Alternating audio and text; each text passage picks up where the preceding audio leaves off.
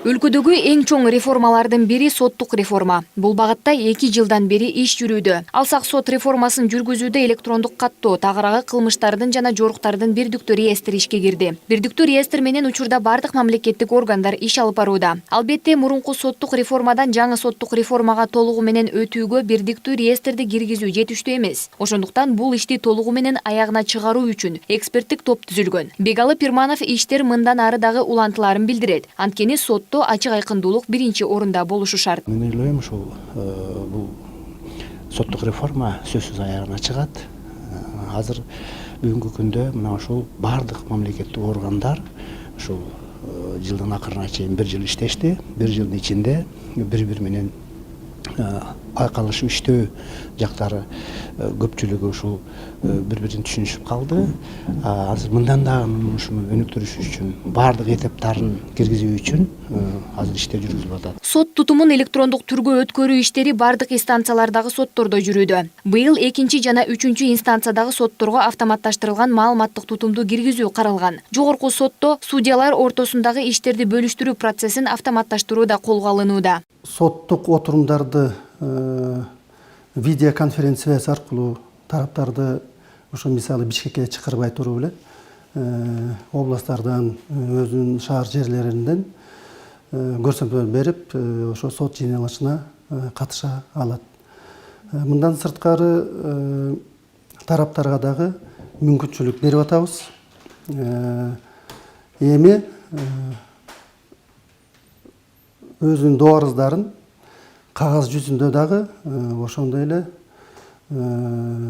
соттордун официалдуу сайты аркылуу электрондук форматта интернет сайт аркылуу дагы берсе болот.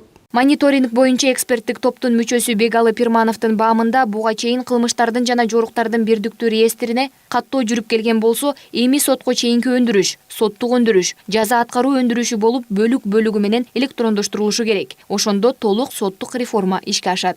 Максаты абдан жакшы. Элге, биздин элибизге жеңилдиктерди алып келүү. Буга чейинки болгон соттук реформалар мындай бир үстүрттөн болуп калган, же болбосо толук аягына чыгарылбай калган. Бул соттук реформа азыр толугу менен башынан баштап аягына чейин көзөмөлгө алынып, бул ишке ашырылып атат.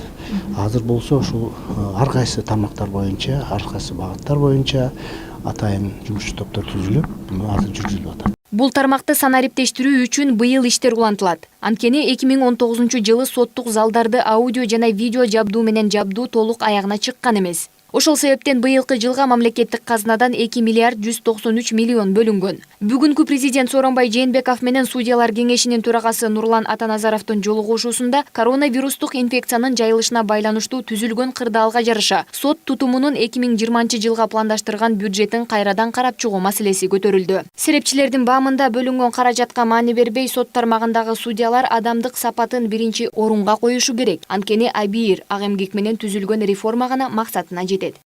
Ал эми жүргүзүлүп жаткан сот реформасындагы артыкчылыктарды айтып өтсөм, азыркы күндө сот системасындагы санариптештирүүгө айрыкча көңүл бурулууда.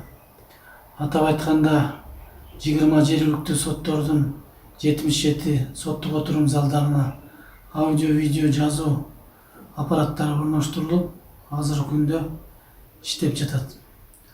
Ал эми иштеген жерде кемчиликтер болбой койбойт. Ал кемчиликтерди оңдоо иштери азыркы мезгилде жүргүзүлүп жатат.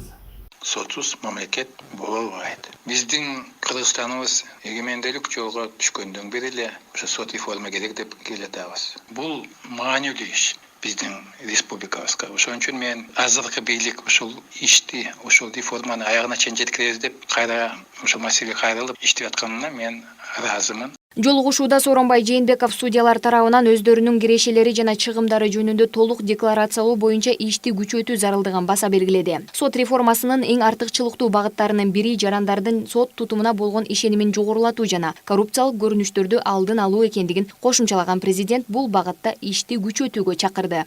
Айза Камчыбекова, Нурдан Карыпбеков, Пирамида.